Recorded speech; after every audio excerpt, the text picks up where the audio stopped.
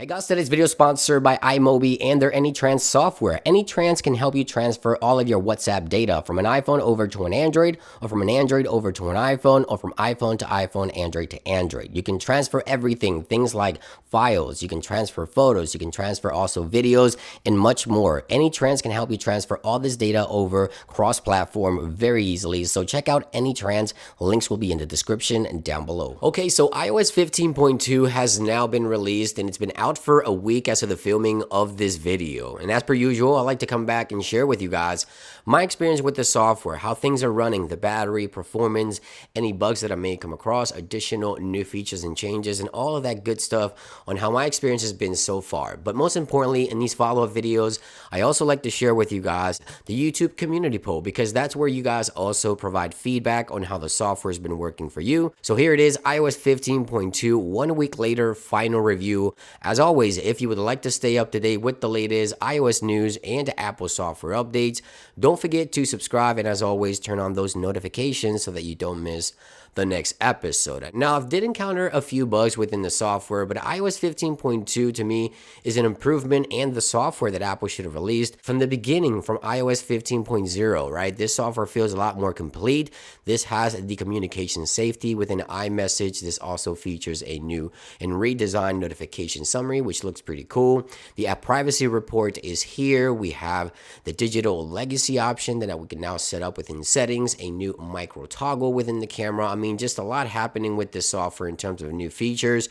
There's also improvements to software that improves the hardware. So we have right here the new parts and service history categories that allows you to determine if the parts on your iPhone that get replaced are actually genuine or not in terms of battery, display, cameras, and all that good stuff. So iOS 15.2 is a great software overall.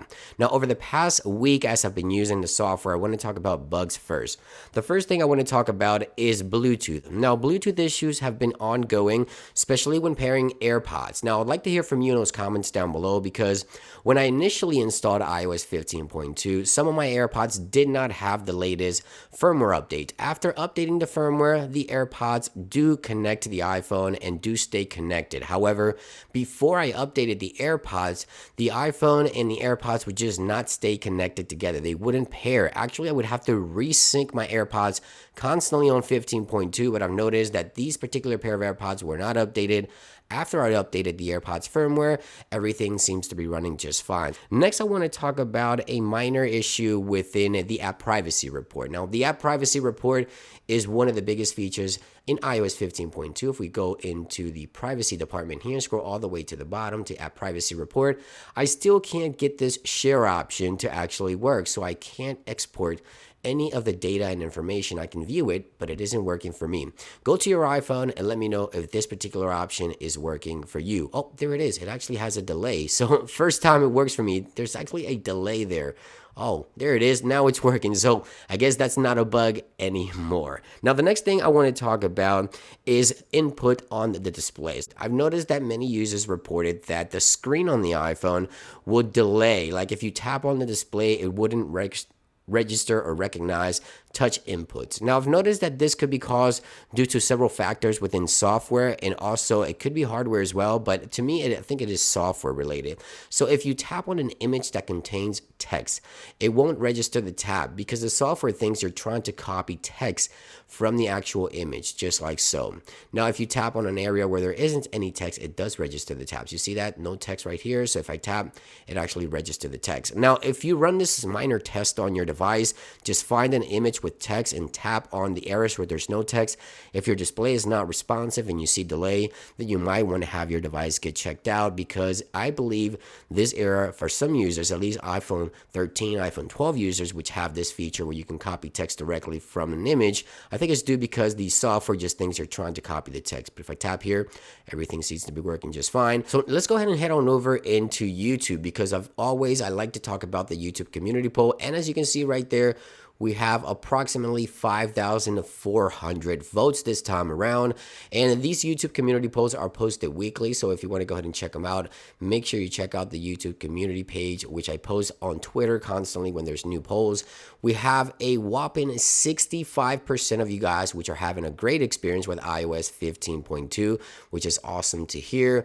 We still have a good 16% that say it's good, but still some bugs. And if you do encounter any bugs, you can always comment here so that everyone can see what types of bugs are happening. A 3%, which is down from the previous software, from 4 to 3, we have very buggy. And then a 16% of you guys are simply not running the software. Now, after reading on some of the comments here, I have mixed results because some of you guys are having great battery life and some of you guys not so good.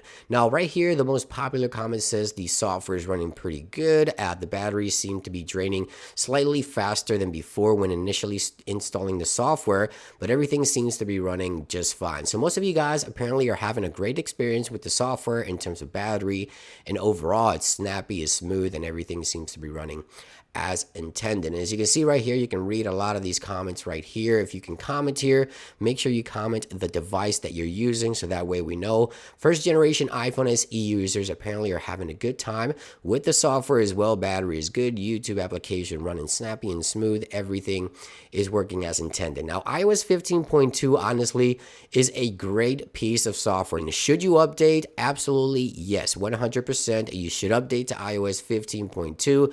It brings great improvements and new features, security patches, and everything else in between that we just talked about. Have a great weekend, and I'll see you guys real soon. Peace.